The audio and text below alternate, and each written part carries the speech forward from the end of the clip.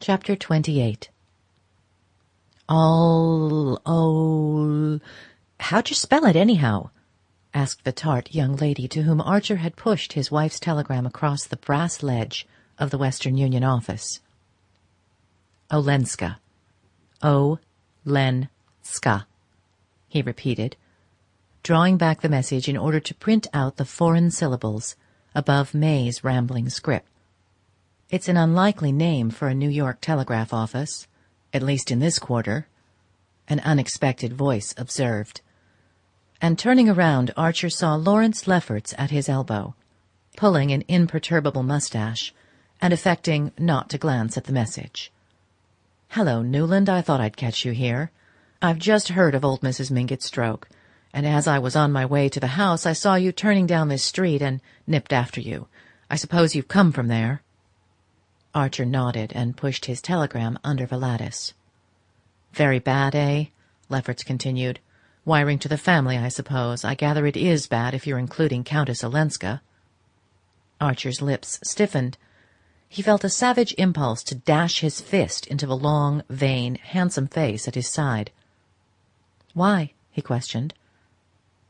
Lefferts, who was known to shrink from discussion, raised his eyebrows with an ironic grimace that warned the other of the watching damsel behind the lattice. Nothing could be worse form, the look reminded Archer, than any display of temper in a public place. Archer had never been more indifferent to the requirements of form, but his impulse to do Lawrence Lefferts a physical injury was only momentary. The idea of bandying Ellen Olenska's name with him at such a time, and on whatsoever provocation, was unthinkable. He paid for his telegram, and the two young men went out together into the street. There Archer, having regained his self-control, went on, "Mrs. Mingott is much better. The doctor feels no anxiety whatever." And Lefferts, with profuse expressions of relief, asked him if he had heard that there were beastly bad rumors again about Beaufort. That afternoon the announcement of the Beaufort failure was in all the papers. It overshadowed the report of Mrs. Manson Mingott's stroke, and only the few who had heard of the mysterious connection between the two events thought of ascribing old Catherine's illness to anything but the accumulation of flesh and years. The whole of New York was darkened by the tale of Beaufort's dishonor. There had never, as Mr. Letterblair said, been a worse case in his memory, nor, for that matter, in the memory of the far-off Letterblair, who had given his name to the firm. The bank had continued to take in money for a whole day after its failure was inevitable, and as many of its clients belonged to one or another of the ruling clans, Beaufort's duplicity seemed doubly cynical. If Mrs. Beaufort had not taken the tone that such misfortunes, the word was her own, were the test of friendship, compassion for her might have tempered the general indignations against her husband. As it was, and especially after the object of her nocturnal visit to Mrs. Manson Mingott had become known, her cynicism was held to exceed his, and she had not the excuse, nor her detractors the satisfaction, of pleading that she was a foreigner. It was some comfort, to those whose securities were not in jeopardy, to be able to remind themselves that Beaufort was.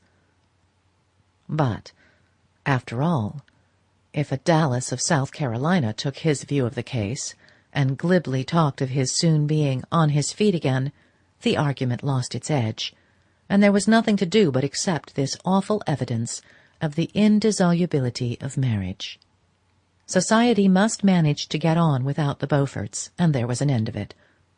Except, indeed, for such hapless victims of the disaster as Medora Manson, the poor old Miss Lannings, and certain other misguided ladies of good family who, if they had only listened to Mr. Henry van der Luyden.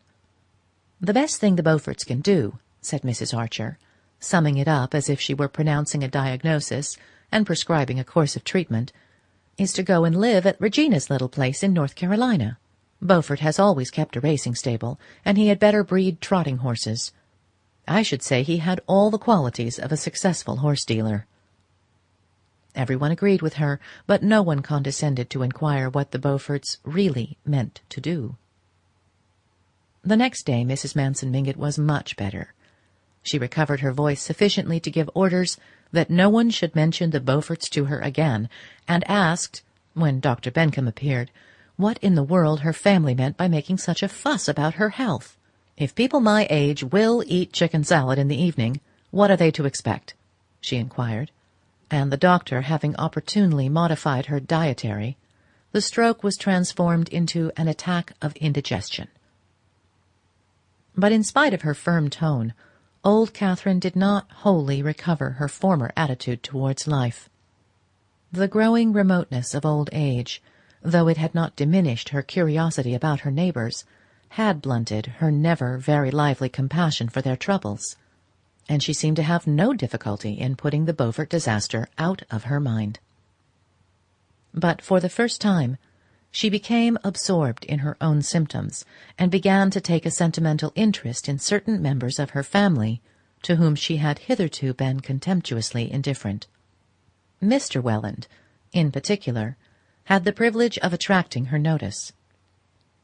Of her sons-in-law, he was the one she had most consistently ignored, and all his wife's efforts to represent him as a man of forceful character and marked intellectual ability, if he had only chosen, had been met with a derisive chuckle. But his eminence as a valetudinarian now made him an object of engrossing interest, and Mrs. Mingott issued an imperial summons to him to come and compare diets as soon as his temperature permitted. For old Catherine was now the first to recognize that one could not be too careful about temperatures. 24 hours after Madame Olenska's summons, a telegram announced that she would arrive from Washington on the evening of the following day. At the Wellands, where the Newland Archers chanced to be lunching, the question as to who should meet her at Jersey City was immediately raised, and the material difficulties amid which the Welland household struggled, as if it had been a frontier outpost, lent animation to the debate. It was agreed that Mrs. Welland could not possibly go to Jersey City, because she was to accompany her husband to old Catherine's that afternoon, and the broom could not be spared, since, if Mr. Welland were upset by seeing his mother-in-law for the first time after her attack, he might have to be taken home at a moment's notice.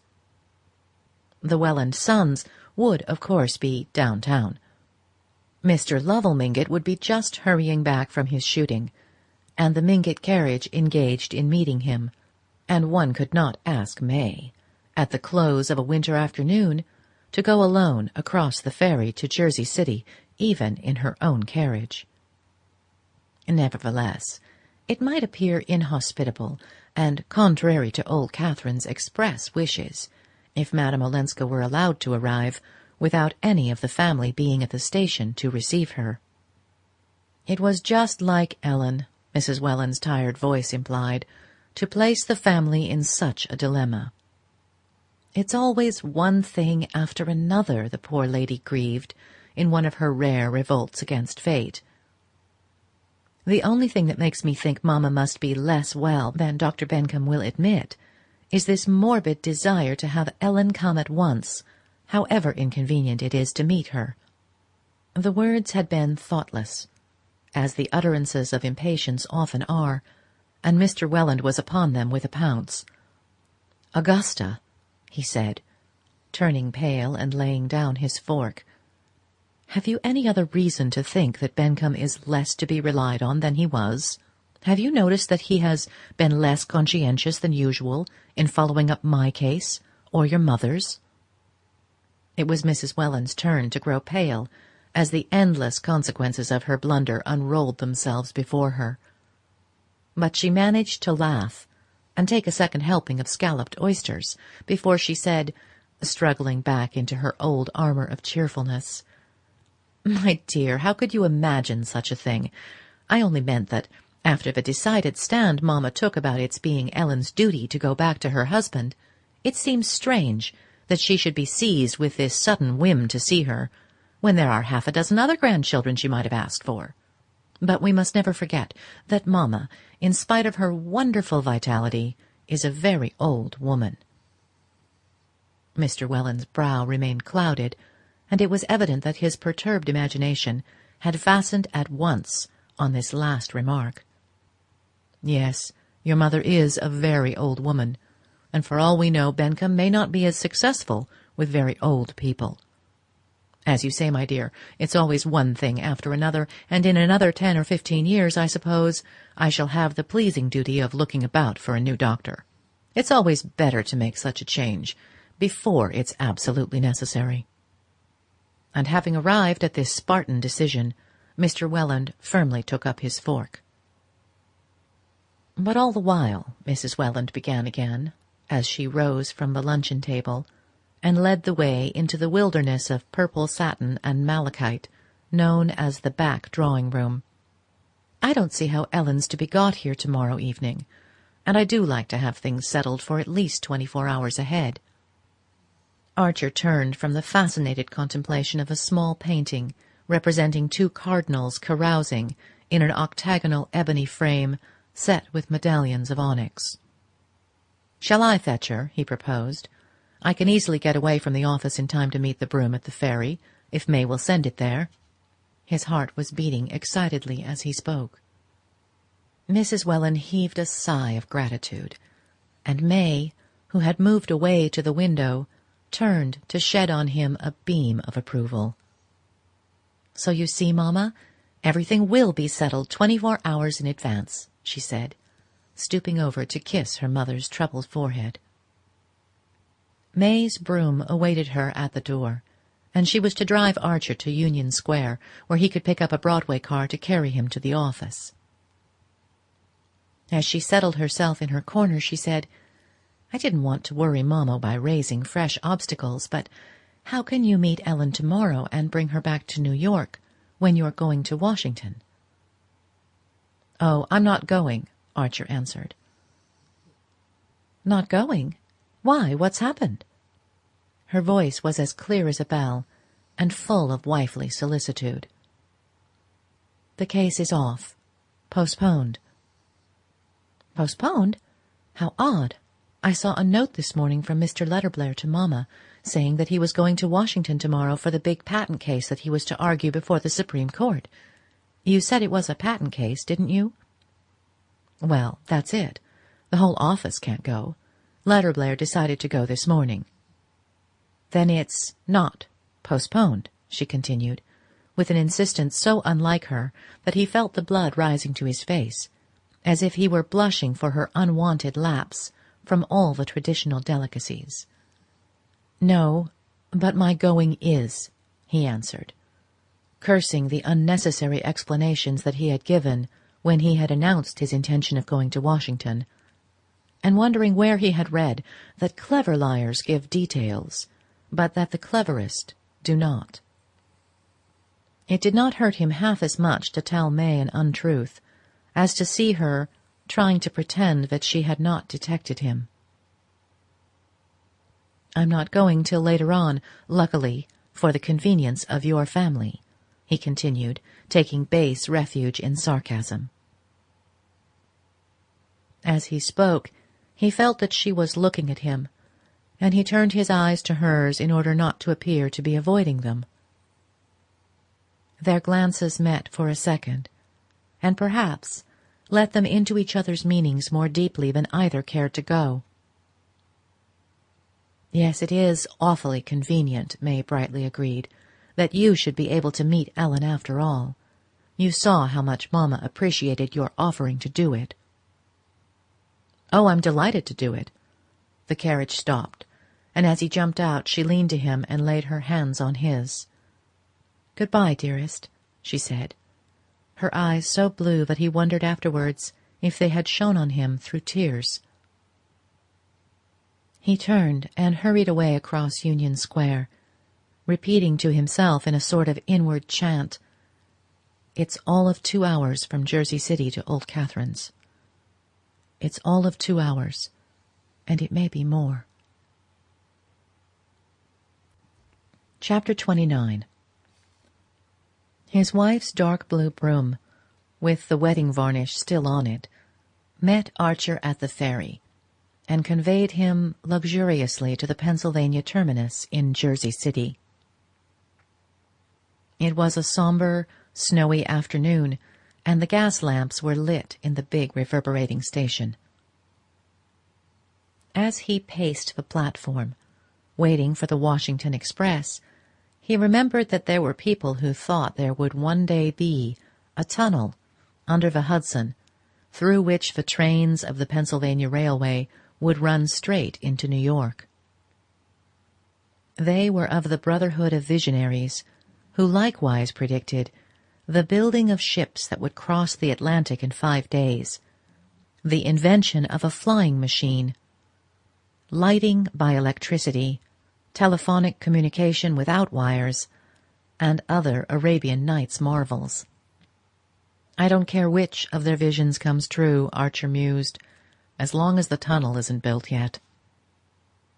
In his senseless schoolboy happiness, he pictured Madame Olenska's descent from the train, his discovery of her a long way off, among the throngs of meaningless faces, her clinging to his arm as he guided her into the carriage, their slow approach to the wharf among slipping horses, laden carts, vociferating teamsters, and then the startling quiet of the ferry-boat, where they would sit, side by side under the snow, in the motionless carriage, while the earth seemed to glide away under them, rolling to the other side of the sun. It was incredible, the number of things he had to say to her, and in what eloquent order they were forming themselves on his lips. The clanging and groaning of the train came nearer, and it staggered slowly into the station like a prey-laden monster into its lair. Archer pushed forward, elbowing through the crowd, and staring blindly into window after window of the high-hung carriages.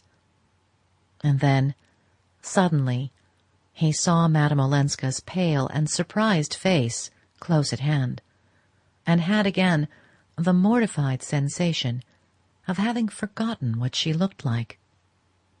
They reached each other, their hands met, and he drew her arm through his. "This way, I have the carriage," he said. After that it all happened as he had dreamed.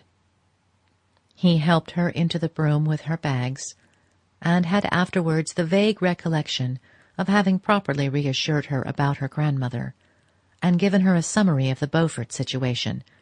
He was struck by the softness of her "Poor Regina." Meanwhile the carriage had worked its way out of the coil about the station, and they were crawling down the slippery incline to the wharf, menaced by swaying coal carts, bewildered horses, dishevelled express wagons, and an empty hearse. Oh, that hearse! She shut her eyes as it passed and clutched Archer's hand. If only it doesn't mean poor Granny. Oh, no, she's much better. She's all right, really. There, we've passed it, he exclaimed, as if that made all the difference.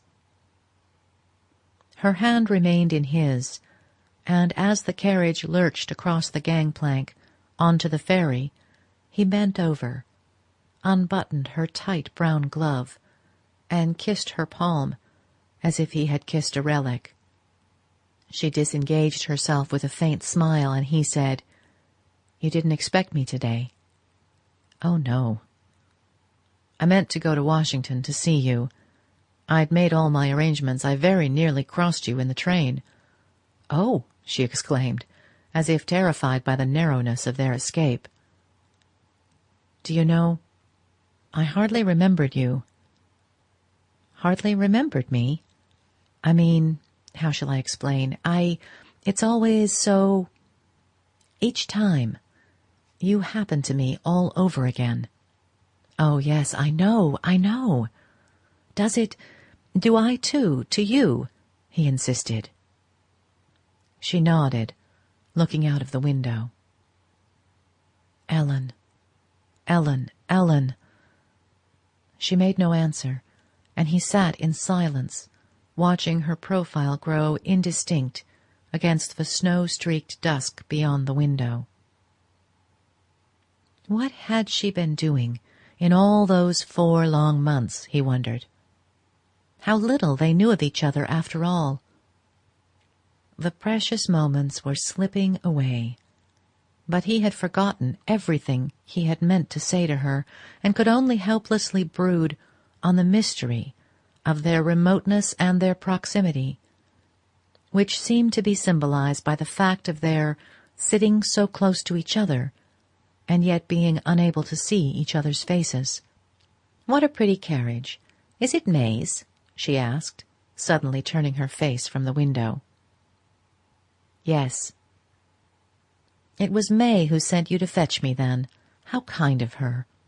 He made no answer for a moment. Then he said explosively, "Your husband's secretary came to see me the day after we met in Boston." In his brief letter to her, he had made an allusion to Monsieur Riviere's visit, and his intention had been to bury the incident in his bosom. But her reminder that they were in his wife's carriage provoked him to an impulse of retaliation.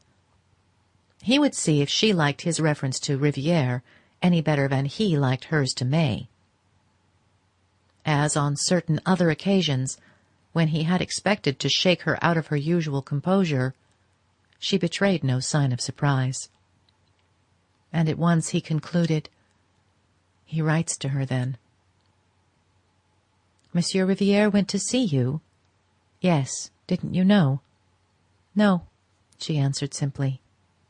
"And you're not surprised?" She hesitated. "Why should I be? He told me in Boston that he knew you, that he met you in England, I think." "Ellen, I must ask you one thing." "Yes?"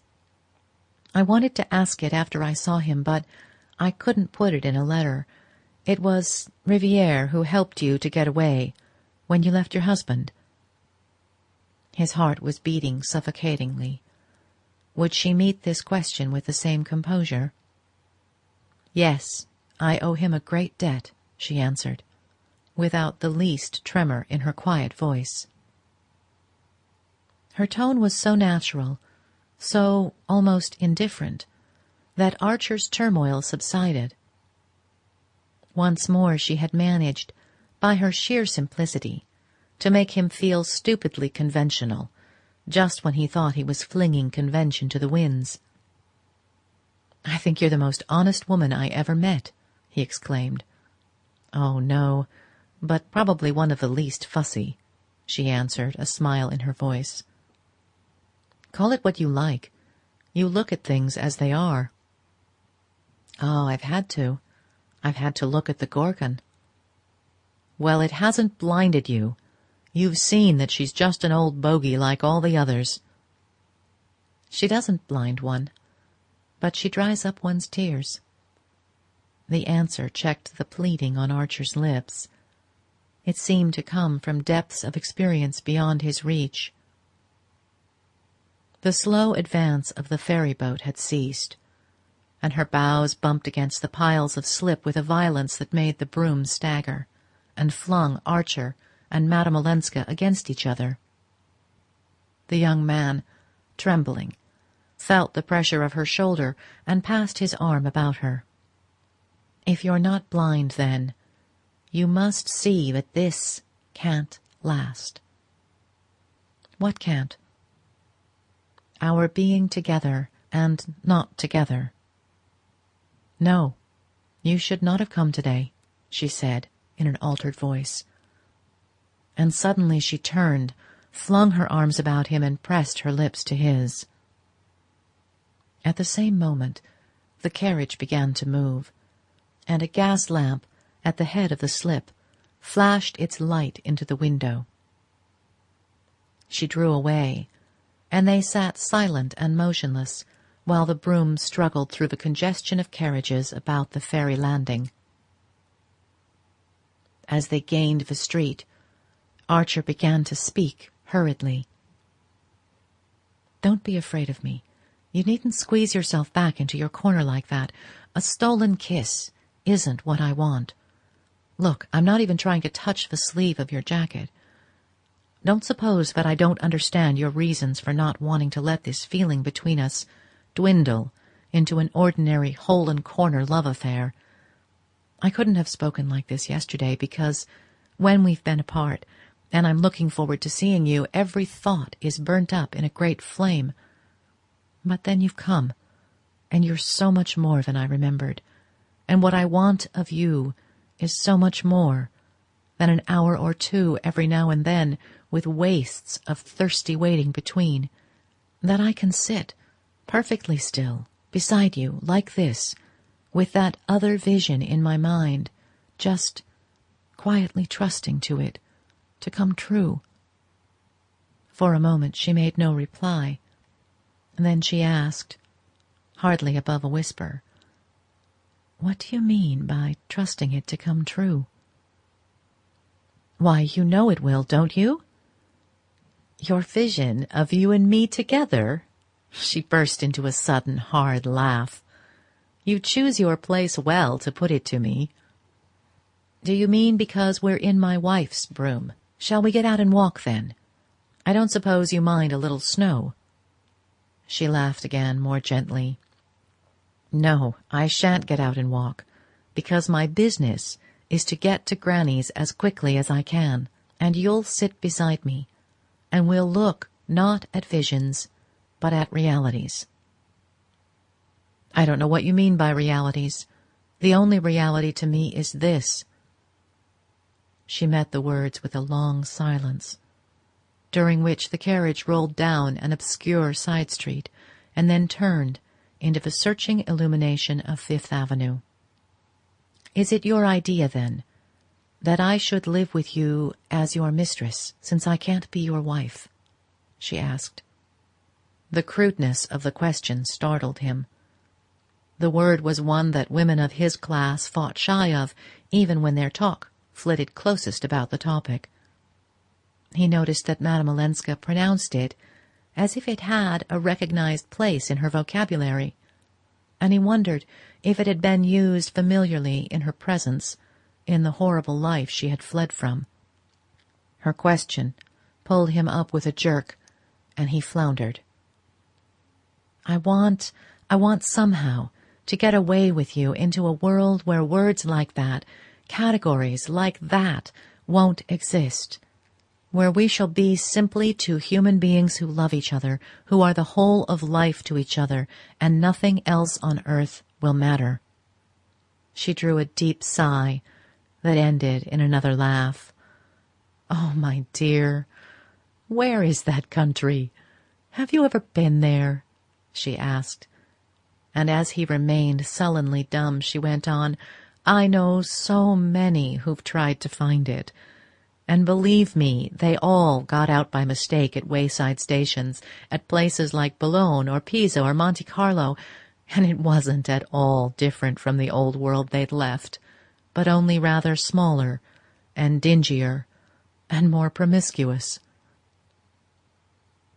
He had never heard her speak in such a tone, and he remembered the phrase she had used a little while before. "Yes, the Gorgon has dried your tears," he said. "Well, she opened my eyes, too. It's a delusion to say that she blinds people. What she does is just the contrary. She fastens their eyelids open so that they're never again in the blessed darkness. Isn't there a Chinese torture like that? There ought to be. Oh, believe me, it's a miserable little country." The carriage had crossed 42nd Street. May's sturdy broom horse was carrying them northward as if he had been a Kentucky trotter. Archer choked with a sense of wasted minutes and vain words. "Then what exactly is your plan for us?" he asked. "For us? But there's no us in that sense. We're near each other only if we stay far from each other. Then we can be ourselves. Otherwise, we're only Newland Archer, the husband of Ellen Olenska's cousin, and Ellen Olenska, the cousin of Newland Archer's wife, trying to be happy behind the backs of the people who trust them. "Oh, I'm beyond that," he groaned. "No, you're not. You've never been beyond, and I have," she said in a strange voice, "and I know what it looks like there." He sat silent, dazed with inarticulate pain. Then he groped in the darkness of the carriage for the little bell that signalled orders to the coachman. He remembered that May rang twice when she wished to stop. He pressed the bell, and the carriage drew up beside the curbstone. "Why are we stopping? This is not Granny's," Madame Olenska exclaimed. "No, I shall get out here," he stammered, opening the door and jumping to the pavement.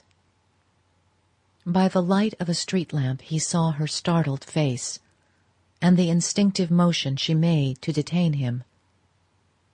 He closed the door and leaned for a moment in the window. "You're right.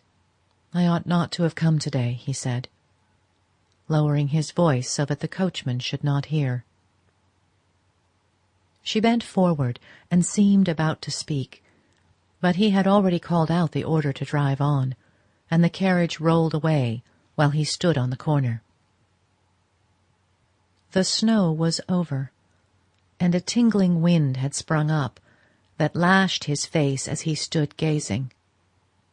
Suddenly he felt something stiff and cold on his lashes, and perceived that he had been crying, and that the wind had frozen his tears.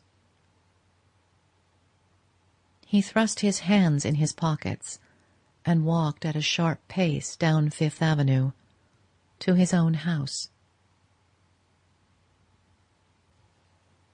Chapter 30. That evening, when Archer came down before dinner, he found the drawing-room empty. He and May were dining alone, all the family engagements having been postponed since Mrs. Manson Mingott's illness. And as May was the more punctual of the two, he was surprised that she had not preceded him. He knew that she was at home, for while he dressed he had heard her moving about in her room, and he wondered what had delayed her. He had fallen into the way of dwelling on such conjectures as a means of tying his thoughts fast to reality. Sometimes he felt as if he had found the clue to his father-in-law's absorption in trifles.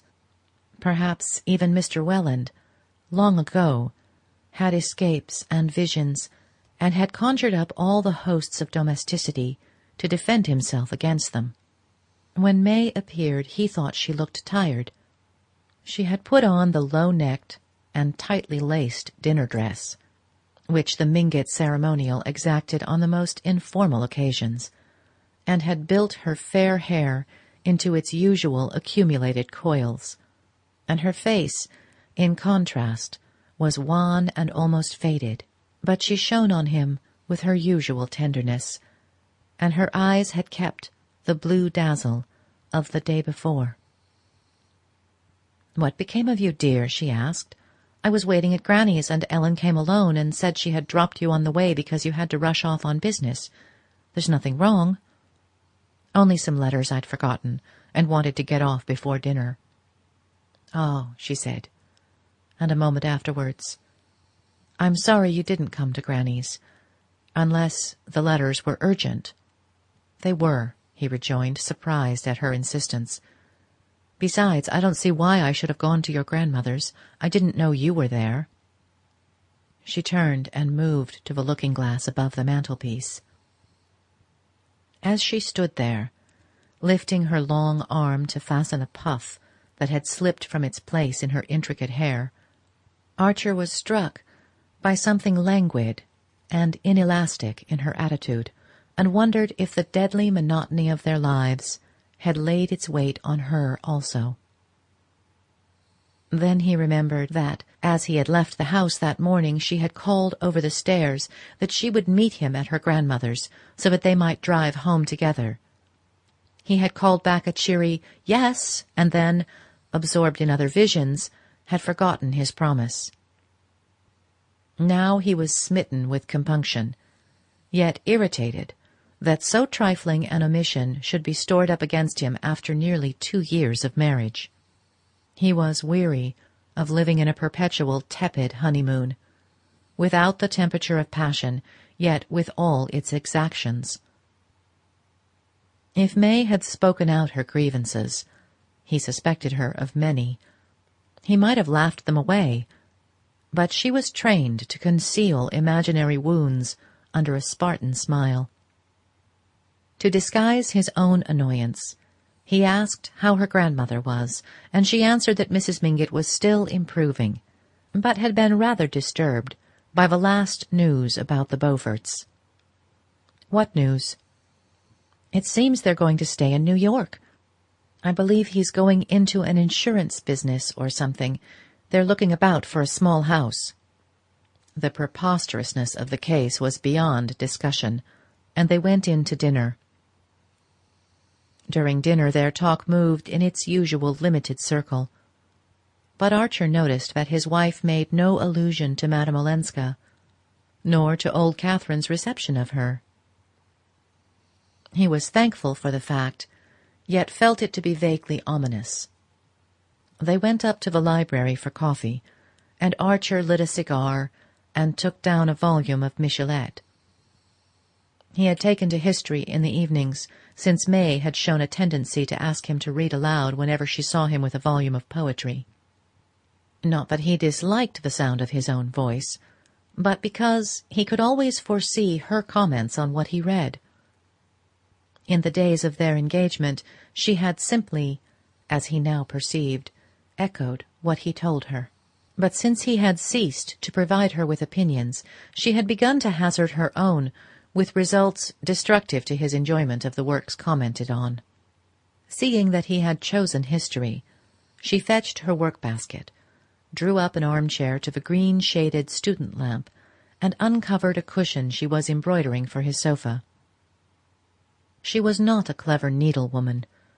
Her large, capable hands were made for riding, rowing, and open-air activities, but since other wives embroidered cushions for their husbands, she did not wish to omit this last link in her devotion. She was so placed that Archer, by merely raising his eyes, could see her bent above her work-frame, her ruffled elbow-sleeves slipping back from her firm, round arms, the betrothal sapphire shining on her left hand above her broad gold wedding-ring, and the right hand slowly and laboriously stabbing the canvas. As she sat thus, the lamplight full on her clear brow, he said to himself with a secret dismay that he would always know the thoughts behind it, that never in all the years to come would she surprise him by an unexpected mood, by a new idea, a weakness, a cruelty, or an emotion. She had spent her poetry and romance on their short courting. The function was exhausted because the need was past. Now she was simply ripening into a copy of her mother, and mysteriously, by the very process, trying to turn him into a Mr. Welland. He laid down his book and stood up impatiently, and at once she raised her head.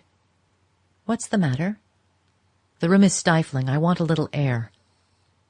He had insisted that the library curtains should draw backward and forward on a rod, so that they might be closed in the evening, instead of remaining nailed to a gilt cornice and immovably looped up over layers of lace, as in the drawing-room. And he pulled them back and pushed up the sash, leaning out into the icy night.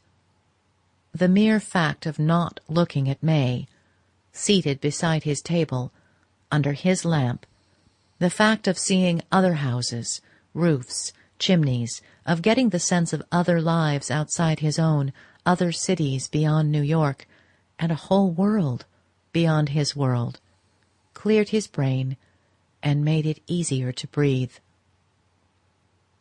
After he had leaned out into the darkness for a few minutes, he heard her say, "Newland, do shut the window. You'll catch your death." He pulled the sash down and turned back. "Catch my death," he echoed, and he felt like adding, "But I've caught it already. I am dead. I have been dead for months and months."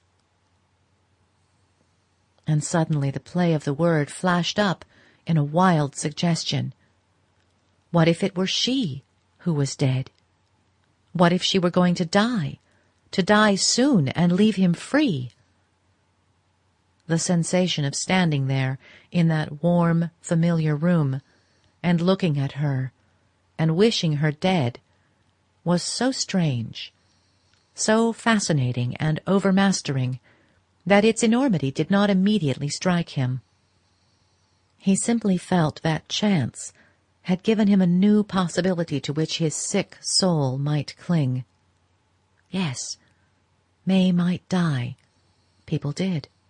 Young people, healthy people like herself. She might die and set him suddenly free. She glanced up, and he saw by her widening eyes that there must be something strange in his own. "Newland, are you ill?" He shook his head and turned toward his armchair. She bent over her work frame, and as he passed he laid his hand on her hair. "Poor May," he said. "Poor? Why poor?" she echoed with a strained laugh. "Because I shall never be able to open a window without worrying you," he rejoined, laughing also. For a moment she was silent. Then she said very low, her head bowed over her work, "I shall never worry if you're happy." "Oh, my dear, and I shall never be happy unless I can open the windows." "In this weather," she remonstrated, and with a sigh he buried his head in his book. 6 or 7 days passed. Archer heard nothing from Madame Olenska, and became aware that her name would not be mentioned in his presence by any member of the family. He did not try to see her.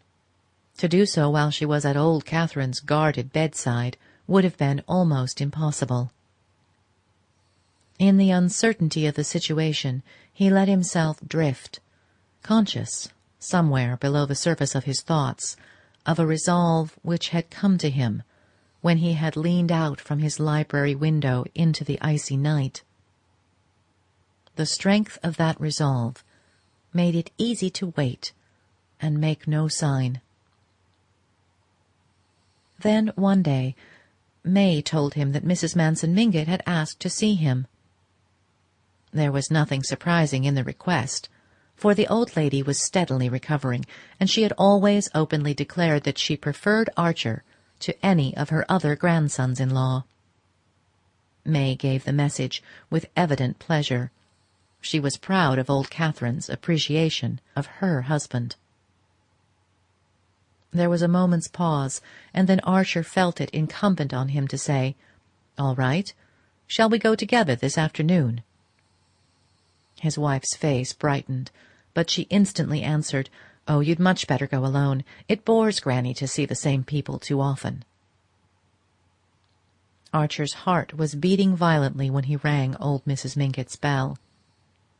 He had wanted, above all things, to go alone, for he felt sure the visit would give him the chance of saying a word in private to the Countess Olenska. He had determined to wait until the chance presented itself naturally, and here it was, and here he was, on the doorstep. Behind the curtains of the yellow damask room next to the hall, she was surely awaiting him. In another moment he should see her and be able to speak to her before she led him to the sick room. He wanted only to put one question. After that, his course would be clear. What he wished to ask was simply the date of her return to Washington, and that question she could hardly refuse to answer. But in the yellow sitting-room it was the mulatto maid who waited, Her white teeth shining like a keyboard, she pushed back the sliding doors and ushered him into old Catherine's presence. The woman sat in a vast, throne-like armchair near her bed. Beside her was a mahogany stand bearing a cast bronze lamp with an engraved globe, over which a green paper shade had been balanced. There was not a book or newspaper in reach, nor any evidence of feminine employment. Conversation had always been Mrs. Mingott's sole pursuit, and she would have scorned to feign an interest in fancy work. Archer saw no trace of the slight distortion left by her stroke. She merely looked paler, with darker shadows in the folds and recesses of her obesity, and in the fluted mob cap tied by a starched bow between her first two chins, and the muslin kerchief crossed over her billowing purple dressing-gown. She seemed like some shrewd and kindly ancestress of her own, who might have yielded too freely to the pleasures of the table. She held out one of the little hands that nestled in the hollow of her huge lap like pet animals, and called to the maid, "Don't let in anyone else. If my daughters call, say I'm asleep." The maid disappeared, and the old lady turned to her grandson. "My dear, am I perfectly hideous?" she asked gaily, launching out one hand in search of the folds of muslin on her inaccessible bosom. "My daughters tell me it doesn't matter at my age, as if hideousness didn't matter all the more the harder it gets to conceal." "My dear, you're handsomer than ever," Archer rejoined in the same tone, and she threw back her head and laughed. "Ah, but not as handsome as Ellen," she jerked out, twinkling at him maliciously. Before he could answer, she added, "Was she so awfully handsome the day you drove her up from the ferry?" He laughed, and she continued, "Was it because you told her so that she had to put you out on the way? In my youth, young men didn't desert pretty women unless they were made to." She gave another chuckle, and interrupted it to say, almost querulously, "It's a pity she didn't marry you. I always told her so. It would have spared me all this worry. But who ever thought of sparing their grandmother worry?" Archer wondered if her illness had blurred her faculties, but suddenly she broke out, "Well, it's settled anyhow. She's going to stay with me, whatever the rest of the family say. She hadn't been here 5 minutes before I'd have gone down on my knees to keep her. If only, for the last 20 years, I'd been able to see where the floor was." Archer listened in silence, and she went on, "They'd talked me over, as no doubt you know. Persuaded me, Lovell and Letterblair and Augusta Welland and all the rest of them, that I must hold out and cut off her allowance till she was made to see that it was her duty to go back to Olenska. They thought they'd convince me when the secretary, or whatever he was, came out with the last proposals. Handsome proposals, I confess they were. After all, marriage is marriage and money's money, both useful things in their way, and I didn't know what to answer." She broke off and drew a long breath, as if speaking had become an effort. "But the minute I laid eyes on her, I said, 'You sweet bird, you. Shut you up in that cage again? Never.' And now it's settled that she's to stay here and nurse her granny as long as there's a granny to nurse. It's not a gay prospect, but she doesn't mind, and of course I've told Letterblair that she's to be given her proper allowance." The young man heard her, with veins aglow, but in his confusion of mind he hardly knew whether her news brought joy or pain. He had so definitely decided on the course he meant to pursue that for the moment he could not readjust his thoughts.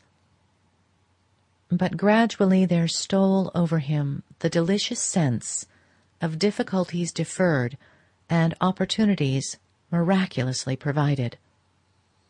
If Ellen had consented to come and live with her grandmother, it must surely be because she had recognized the impossibility of giving him up. This was her answer to his final appeal of the other day. If she would not take the extreme step he had urged, she had at last yielded to half measures.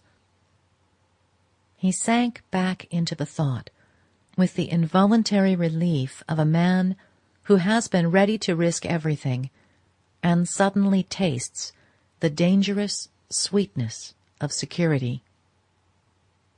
She couldn't have gone back. It was impossible, he exclaimed. Ah, my dear, I always knew you were on her side, and that's why I sent for you today, and why I said to your pretty wife when she proposed to come with you, "No, my dear, I'm pining to see Newland, and I don't want anybody to share our transports." For you see, my dear, she drew her head back, as far as its tethering chains permitted, and looked him full in the eyes. You see, we shall have a fight yet. The family don't want her here, and they'll say it's because I've been ill, because I'm a weak old woman, and that she's persuaded me. I'm not well enough yet to fight them one by one, and you've got to do it for me. I? He stammered. You. Why not? She jerked back at him, her round eyes suddenly as sharp as penknives. Her hand fluttered from its chair arm and lit on his with a clutch of little pale nails, like bird claws. Why not? She searchingly repeated. Archer, under the exposure of her gaze, had recovered his self-possession. Oh, I don't count. I'm too insignificant. Well, you're Letterblair's partner, ain't you? You've got to get at them through Letterblair. Unless you've got a reason, she insisted. Oh, my dear, I back you to hold your own against them all without my help, but you shall have it if you need it, he reassured her. Then we're safe, she sighed, and smiling on him with all her ancient cunning, she added, as she settled her head among the cushions, I always knew you'd back us up, because they never quote you when they talk about its being her duty to go home. He winced a little at her terrifying perspicacity, and longed to ask, And May, do they quote her? But he judged it safer to turn the question. And Madame Olenska? When am I to see her? He said. The old lady chuckled, crumpled her lids, and went through the pantomime of archness. Not today. One at a time, please. Madame Olenska's gone out. He flushed with disappointment, and she went on. She's gone out, my child, gone away in my carriage to see Regina Beaufort. She paused for this announcement to produce its effect. That's what she's reduced me to already. The day after she got here, she put on her best bonnet and told me, as cool as a cucumber, that she was going to call on Regina Beaufort. I don't know her. Who is she? Says I. She's your grand-niece, and a most unhappy woman, she says. She's the wife of a scoundrel, I answered. Well, she says, and so am I, and yet all my family want me to go back to him. Well, that floored me, and I let her go. And finally, one day, she said it was raining too hard to go out on foot, and she wanted me to lend her my carriage.